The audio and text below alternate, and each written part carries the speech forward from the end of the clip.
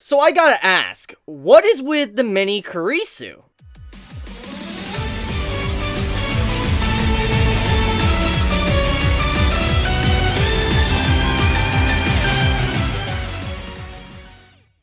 So this episode had my mind all sorts of messed up while watching. I mean, at one moment I'm questioning if, Okabe, if he's going crazy, and then the next moment I'm like, did he just jump to another world line? And that is one of the big reasons why I love Steins Gate so much. You're constantly trying to guess, question certain things you're seeing, and trying to come to your own conclusion and coming up with your own theories. I love this series for that, because this episode, in terms of everything before this episode, this is definitely the most informative episode in getting the plot going. So, let's tackle the big question.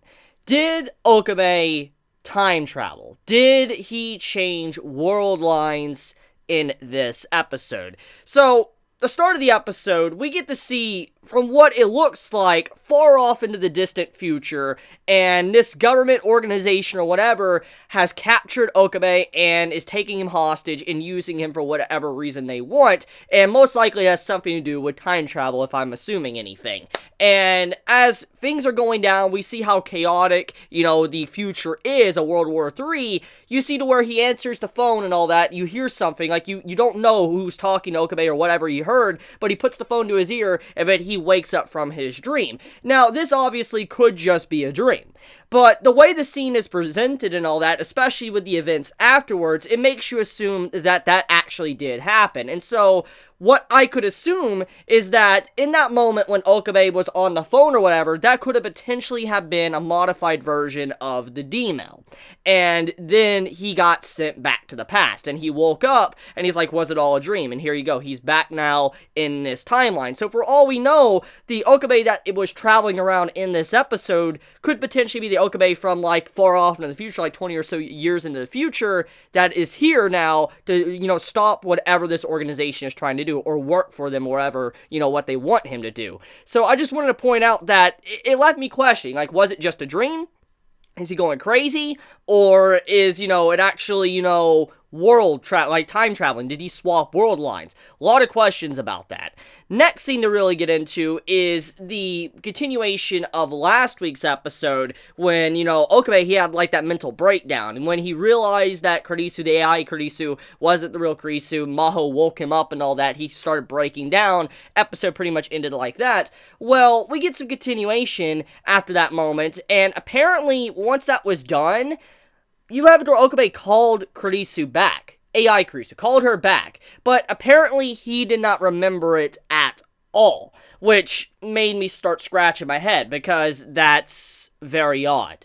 Because then that can be applied to the fact that maybe he's crazy. Maybe he's going crazy and he's just straight up just starting to see things, hear things, whatever, and that's what happened. He forgot he even called AI Kurisu because of his mental breakdown. So, I mean, there's just so many layers here with this episode. I don't know what is really going on. I don't know if he's crazy, if he's, time traveling. I have no idea. I don't even know if this is the same Okabe that we've been following since the first episode of Steins Gate Zero. For all we know, this could be a new one from the future, but the question is, why doesn't he know? Because from what we know from the reading Steiner is that, he should be able to have all his memories if he traveled back in time, unless something else is going on, something with the time travel, or something's going on with, Kilma in general. I have no idea. But the big thing here is that right now, that this episode, it's set up a lot for the events to come for the series, and I am really looking forward to where the story is wanting to go after this point. Now, let's talk about Suzu and kind of a little bit more information we got from her with this episode. Now, we already know, thanks to the original OG Steins Gate, that Suzu, she was traveling a lot throughout time. She went very far back, and then she slowly moved up closer and closer to the present timeline where, Okabe currently is. And we know she had multiple trips here and there throughout the series. And we finally get confirmation to kind of the reason why she did that, why she was jumping through timeline after timeline, so, slowly working her way up in this episode. And we come to find out that apparently Suzu, she was not alone. She did not time travel in the past by herself.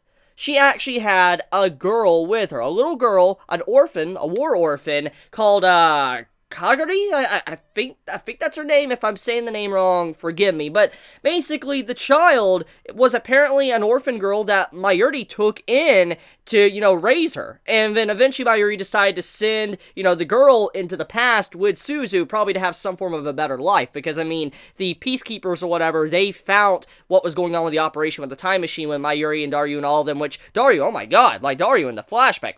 What the hell? But, anyways, Mayuri sent, Kagari back in the past to be able to keep her safe, most likely, because the peacekeepers are coming probably to just end all of them. So, yeah. So, we got some new information on that, and it doesn't necessarily create any plot holes for Steins Gate, because if we're following the information that has already been given from the series, then it perfectly meshes in with the pre-established information. The only thing that, makes me wonder is that what really happened to this girl in, the other timeline, the other world line that was completely opposite, where, Mayuri was constantly dying. I wonder if she existed in that timeline, or if she only exists in this type of timeline, which is, with World War III. I'm very curious about that, because that was never established. For all we know, with the original Suzu from, the original Steins Gate and all that, remember when she went back in the past, and when she got older and older, and eventually she was reminded of her job, her mission, and she failed and all that, and then she died? Well, if she did go back in the past, obviously the girl should have been there. So, obviously the girl was never a part of the OG timeline that we got from Steins Gate. So, I wonder where this girl's origin story really is. Now, we know she's an orphan girl, yes, but I'm kind of curious. Does she exist in the Otherworld line? Let's talk about what her role in the story really is. So, apparently she heard a voice. Now, my assumption on what's going on in this scene, with the little girl basically saying she heard a voice and all that, I'm assuming either A, she was brainwashed, or she is psychotic. For instance, she's just seen so many horrible things being a child, a war orphan, that she's just had a mental breakdown. And there you go. Either that's the reason, or she's brainwashed. And she decided to do her own thing, and then the IBN was taken and all that. So, we have this connection. We have this connection with, the events with what the girl was doing to what's currently ongoing right now in Steins Gate 0. We know that there is a potential possibility that time travel is being used right now, thanks to what happened to, Okabe. And we also get to see, Kurisu's father on the news. We actually get to see his face, and that definitely hints at the possibility that time travel is starting to become very important right now, and that they could be possibly testing time travel, tampering with time to see if it works in general, and that's what's going on right now. So that is something that fascinates me, because that would mean that this little girl that was supposedly supposed to be saved, Mayuri wanted to save the girl, she's the one that's causing a lot of havoc right now, because she has, the IBN most likely, and then also on top of that, apparently she's connected with, our trap boy. So, yeah, that's definitely an adult version of Kagari, I'm assuming, because of what we saw from the lower image with the red hair and all that. And speaking of the red hair, she looks a lot like Kurisu. Now, it could be a character design thing, that's a possibility, just character design in general, but for Steins Gate 0 to introduce a character this late into a game, into the game or the series, that obviously seems to be very important, it definitely means that this character looking similar to Kurisu has to be very important.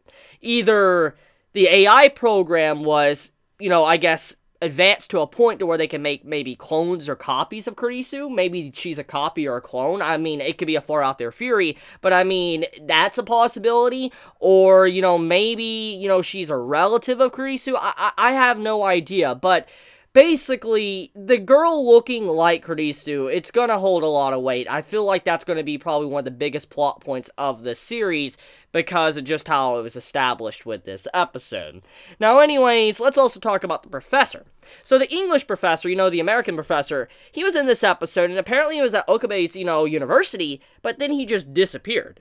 which is very suspect as hell, because, I mean, you don't just disappear like that, and, I mean, he seems to have more motives going on the side. He seems to be a very important character, and I could definitely see him probably being a big bad villain at the end of the series because of how his character has been designed. So I do wonder if he's potentially messing with, time travel too. I wonder if he's affiliated with that organization that, Okabe saw in the future.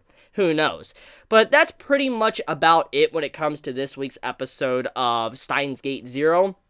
It was a great episode, had a lot of build-up, a lot of foreshadowing, great character expressions, as always, per usual for the series. I just gotta say that I'm loving Steins Gate. It continues to get better every single week, and I cannot wait for the next episode on Wednesday. So let me know your thoughts in the comments below. If you enjoy my content, please subscribe. If you like this video, please leave a like. Chibi out.